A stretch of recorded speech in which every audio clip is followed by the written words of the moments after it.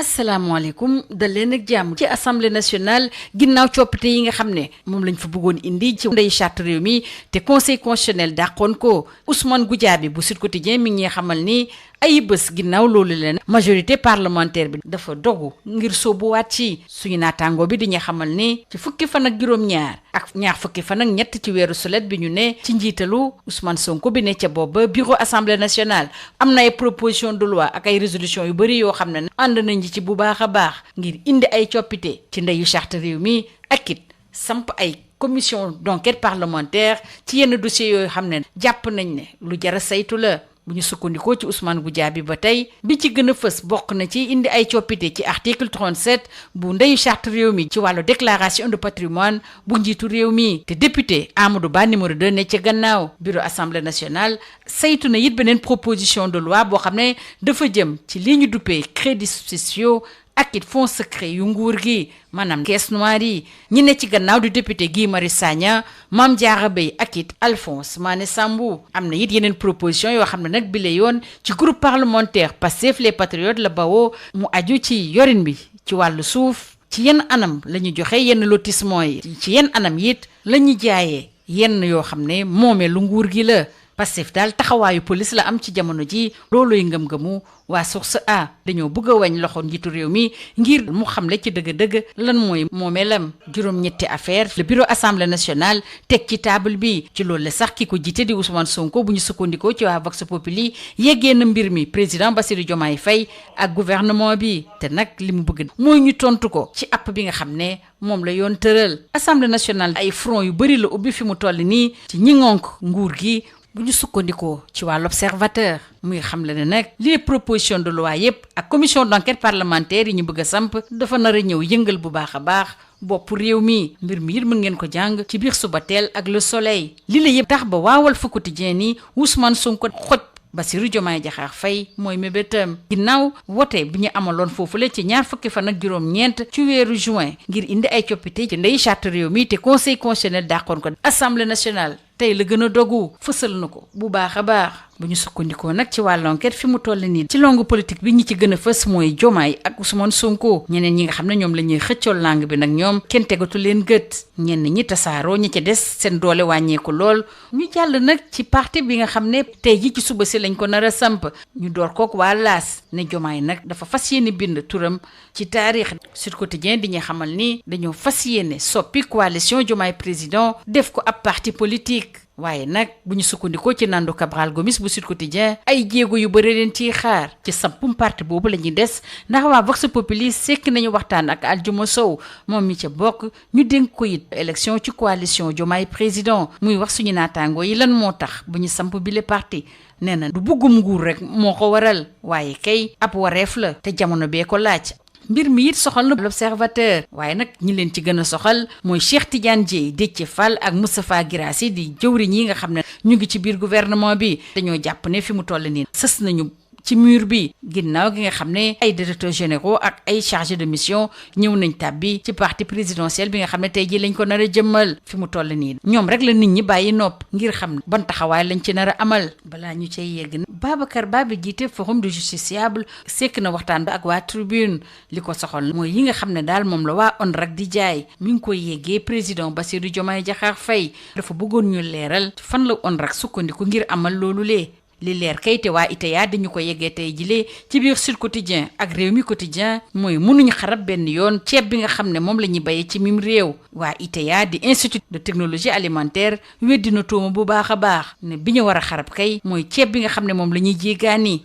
rawatina bii ñu duppee riz thaïlandais waa ITA di xamal suñu naataangoo yi ne téeméer ak fanweer ak ñetti échantillon yi nga xam ne ci la ñu sukkandiku ngir siwaloon bile xibaar mi ngi tukkee ci marché Petersen Kermel ak it ci mool 10 Soleil moom di waxtaane ñetteelu pàcc bu train express régional di TER bi nga xam ne nag dañ ko nar a yóbbu ba ci Thiès di benn dëkk ñaari gaar nguurub Sénégal lëkkaloo ceeg agence française de développement ak union européenne démb la ñu xaatim déggoo boobule ngir dugal ay koppar ngir mën a yembal boobule mébét ba TER bi mën a yegg ba Thiès kaay ñu jàll ci coow bi nga xam ne mi ngi ne cour ginnaaw final coupe d'Afrique bi ñu doon amal ci Maroc tribunal arbitral bu sport jàpp na juróom-ñetti fan ci weeru octobre ngir saytu mbir mi bu ñu sukkandikoo ci Rewmi Sport ak ci Tribune Sport. waa Sud Quotidien di xam le ni bés boobu la nag la waa TAS nar a saytu recours bi nga xam ne waa fédération sénégalaise de football ñoo ko fi indi ginnaaw gi mu fësale ñàkk àndam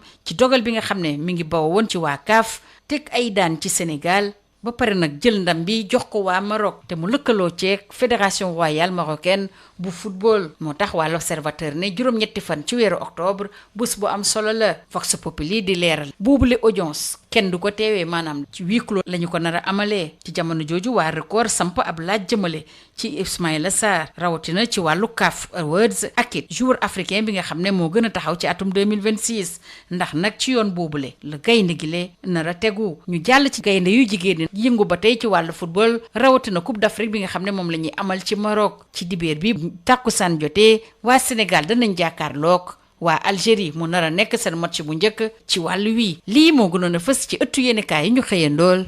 ñu yendoog jàmm. Bonjour. Quelques semaines seulement après la décision du Conseil constitutionnel ayant censuré la loi numéro 18/2026 adoptée le 29 juin 2026 par l'Assemblée nationale en raison d'irrégularités procédurales et de l'absence de prise en compte des incidences humaines et financières découlant de certaines dispositions du texte, la majorité parlementaire affiche sa volonté de reprendre l'initiative. En effet, d'après Ousmane Goudiaby de Sud Quotidien, réunis les 17 et 23 juillet, sous la présidence de Ousmane Sonko, le bureau de l'Assemblée nationale a déclaré recevables plusieurs propositions de loi et de résolution ouvrant une page législative dont les lignes portent sur une nouvelle réforme de la Constitution et la création de commissions d'enquête parlementaire sur des dossiers sensibles. Parmi les initiatives les plus attendues figure une proposition de loi constitutionnelle portant modification de l'article 37 de la Constitution relatif à la déclaration de patrimoine du président de la République. Proposition portée par le député Amadou Ba, numéro 2. Le bureau de l'Assemblée nationale a également déclaré recevable une proposition de loi visant à encadrer les crédits spéciaux et les fonds secrets de l'État. Proposition déposée par les députés Guy Marius Sagna, Mame Diarra Bèye et Alphonse Mané Sambou. Les propositions introduites par le groupe parlementaire Pastef Les Patriotes portent notamment sur la gestion du foncier, les conditions d'attribution de certains lotissements, les opérations réalisées sur le domaine public maritime, ainsi que les modalités de cession de biens appartenant au patrimoine bâti de l'État. Et d'autres demandes concernent les irrégularités présumées relevées dans la mise en œuvre du programme Un étudiant, un ordinateur du ministère de l'Enseignement supérieur, la gestion des exonérations fiscales et des abandons de recettes consentis par l'État, ainsi que les procédures de délivrance et de renouvellement des licences de pêche, entre autres. Ce qui pousse Sud Quotidien à écrire que Ousmane Sonko revient à la charge. Selon Vox Populi, le bureau de l'Assemblée nationale enrôle 8 affaires. Sonko saisit le président Diomaye et le gouvernement. Les Pastéfiens ne lâchent pas les crédits spéciaux et autres fonds secrets, relève le confrère. Pastef fait la police dans les colonnes de source A. Pastef fait tout simplement la police dans les colonnes de source A. Pour l'Observateur, l'Assemblée nationale ouvre plusieurs fronts contre le pouvoir de Diomaye. La série de textes a été validée par le bureau et pourrait secouer l'exécutif, alerte le confrère. Sonko veut asphyxier Diomaye, indique Walf Quotidien. L'Assemblée nationale revient à la charge et ratisse large dans les colonnes de Libération. L'Assemblée titille Diomaye à nouveau, selon l'AS. Justement, restons avec l'AS et avec le chef de l'État, Bassirou Diomaye Diakhar Faye, qui prend date avec le lancement ce samedi 25 juillet 2026 du parti présidentiel. Et à ce propos, Aldiouma Sow, membre fondateur et secrétaire général adjoint chargé des élections de la coalition Diomaye Président, confie à Vox Populi pourquoi ils ont créé ce parti. Selon Aldiouma Sow, nous ne créons pas un parti pour le confort du pouvoir, mais pour répondre à un devoir d'époque. Toujours à propos du lancement du parti présidentiel ce samedi, c'est le dilemme explosif, intime conviction de l'Observateur. D'après nos confrères, Cheikh Tidiane Dièye, Déthié Fall et Moustapha Guirassy sont désormais au pied du mur après la vague de ralliement des directeurs généraux et autres chargés de mission. Et le confrère nous dit comment la naissance du parti présidentiel pourrait se révéler un redoutable test de loyauté et provoquer un nouveau séisme politique dès ce samedi soir. Annoncé depuis plusieurs jours, la création officielle du nouveau parti politique du président Bassirou Diomaye Diakhar Faye sera actée ce samedi 25 juillet, destiné à transformer la coalition Diomaye Président en une formation politique de rassemblement rassemblement. Selon Nando Cabral Gomis de Sud Quotidien, cette initiative ouvre un nouveau chapitre pour le chef de l'État, désormais confronté à plusieurs défis: bâtir une organisation solide, préserver les équilibres avec ses alliés et gérer la cohabitation avec les anciens cadres du PASTEF, ceci à l'approche des prochaines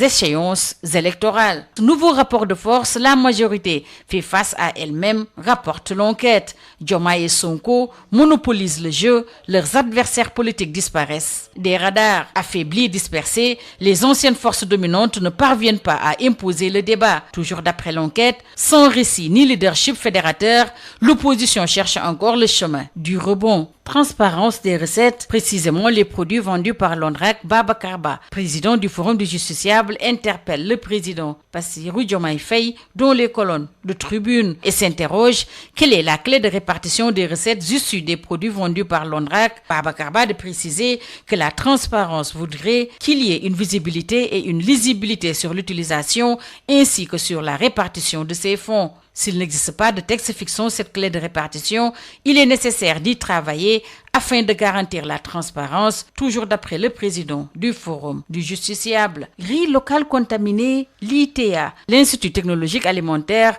dément et indexe le riz importé d'après Rewmi Quotidien. La présence d'aflatoxine a été détectée sur le riz thaïlandais et que les 133 échantillons prélevés proviennent des marchés Petersen et Kermel et du Moldis. La troisième phase du train express régional intéresse ce matin le Soleil qui fait cap sur Thiès. Le TER va poursuivre bientôt sa course jusqu'à la capitale du rail. L'État du Sénégal, l'Agence française de développement et l'Union européenne ont paraphé hier un mémorandum d'entente pour financer les études de cette nouvelle extension, se félicite Le Soleil. Le tribunal arbitral du sport a arrêté la date du 8 octobre 2026 pour examiner le recours d'annulation introduit par la Fédération sénégalaise de football. Ceci dans le cadre du contentieux lié à la finale de la Coupe d'Afrique des Nations 2025. Cette procédure, rappelle Sud Quotidien, fait suite à l'appel déposé par la Fédération le 25 mars dernier. L'instance sénégalaise conteste la décision